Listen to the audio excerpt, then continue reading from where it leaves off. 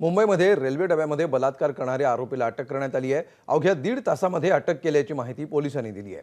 CCTV तपासून आरोपी राहिल शेखला 1.5 तासामध्ये अटक करण्यात आली। राहिल हा वांद्रे स्टेशनवर हमालाचं काम करतो। महिला रिकाम्या ट्रेनच्या कोचमध्ये एकटीच झोपली असताना त्यानं दुष्कर्म केलं। हरिद्वारहून आपल्या जावयासोबत ही महिला मुंबईला आली होती। फिर्यादी ह्या बांद्रा टर्मिनस येथे त्यांच्या मुलासोबत असताना एका इस्माने बांद्रा टर्मिनस येथे उभ्या असलेल्या एका बैलगाडीमध्ये फिर्यादी यांच्यावर अत्याचार केल्याने नमूदप्रमाणे आपण गुन्हा दाखल केलेला आहे। गुन्हा घडल्यानंतर तात्काळ आपण महिलेला पहिल्यांदा वैद्यकीय मदत मिळवून दिली आणि तात्काळ पथक रवाना करण्यात आली।